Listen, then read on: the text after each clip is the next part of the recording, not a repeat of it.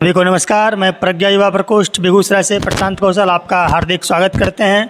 आज हमारे साथ आइडियल कोचिंग के संचालक श्री रोशन सर जुड़ गए हैं, जो कि आज बताएंगे कि युवा अपने मार्ग में कैसे बेहतर कर पाएँ। क्योंकि बहुत सारे युवाओं का सवाल होता है ना कि जो अपने जीवन को कैसे लक्ष्य निर्धारित कर पाएँ, कैसे पढ़ाई कर पाएँ। तो सर आपका बहुत बहुत स्वागत है। सबसे पहले ये बताइए कि युवा अपने मार्ग को कैसे निर्धारित कर पाएँ।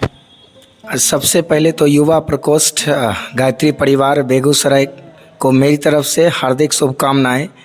और दिन प्रतिदिन वो इसी तरह अपने युवाओं के लिए, आज युवाओं में सबसे बड़ा क्या है कि निगेटिविटी आ रही है। इस निगेटिविटी को दूर करने के लिए उसको सबसे पहले है ना, जो गायत्री मंत्र है उसको 11 टाइम्स कम से कम जप करना चाहिए।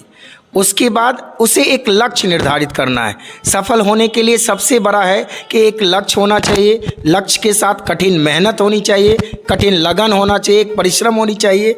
तीसरा है कि हमारे अंदर एक जुनून होना चाहिए। हमने लक्ष्य निर्धारित कर लिया, अब हम उसके प्रति काम ही नहीं कर रहे हैं, वो जुनून नहीं है, वो समर्पण नहीं है, वो डिटर्मिनेशन नहीं है, वो डिवोशन नहीं है, वो डेडिकेशन नहीं है जो हमें ज़रूरत है, जिस लगन से हमें सफल होना है। तो आज क्या है, कोई भी युवा कभी असफलता का नींव नहीं रख सकता। अगर जीवन में सफल होना है तो उसके लिए सबसे पहले एक लक्ष्य निर्धारित करना होगा। सर जो ये लक्ष्य जो होता है, जो निर्धारित कैसे कर पाए, होता है ना डिस्ट्रैक्शन मार्केट में बहुत ज़्यादा है। सब प्रयास करता है कि मैं बेहतर बन जाऊं, लेकिन हो नहीं पाता। उसका वजह क्या है? इसका सबसे बड़ा कारण है आज युवाओं में आलस। क्योंकि आलस, जब तक युवा आलस नहीं त्यागेंगे वो अपने जीवन में लक्ष्य निर्धारित नहीं कर सकते। लक्ष्य निर्धारित करने के लिए क्या है, युवाओं को उस मार्ग पे चलना होगा। उसके लिए युवा प्रकोष्ठ जो है सबसे अच्छा काम कर रही है। आज युवाओं को एक प्लेटफॉर्म दी है, उस प्लेटफॉर्म पे उसे सफलता के लिए हर दिन प्लस संडे को जो है स्पेशल उनको टाइमिंग दिया जाता है, ताकि वह सफलता के कैसे मंत्र को रख सके, कैसे वो जीवन सफल हो सके, वह नकारात्मकता से दूर हो जाए, हैं वो गलत हैबिचुएटेड से दूर हो, वो मोबाइल की दुनिया से दूर होकर इस सफलता के लिए है ना युवा प्रकोष्ठ से जुड़े। सर क्या ये डिस्ट्रैक्शन, क्योंकि अभी ये जो डिस्ट्रैक्शन तो खैर बहुत ज़्यादा है, क्या वो अध्यात्म अपने जीवन में ला करके डिस्ट्रैक्शन से बच सकता है क्या? बिल्कुल, आज ये नई बात नहीं है। अध्यात्म कोई नई चीज़ें नहीं है। पहले हम लोग भी जब पढ़ाई किया करते थे उस समय अध्यात्म सबसे बड़ी ज़रूरत की चीज़ें होती थी। मेडिटेशन ज़रूरी है।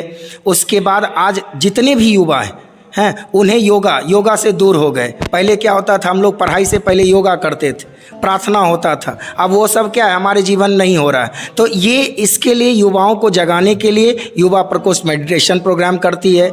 युवा प्रकोष्ठ जो है ना, प्रत्येक संडे को बच्चों के बीच ठीक है अध्यात्म से जोड़ती है ना, मंत्र से जोड़ती है। तो ये जीवन के लिए बहुत ज़रूरी है, खास करके युवाओं के लिए।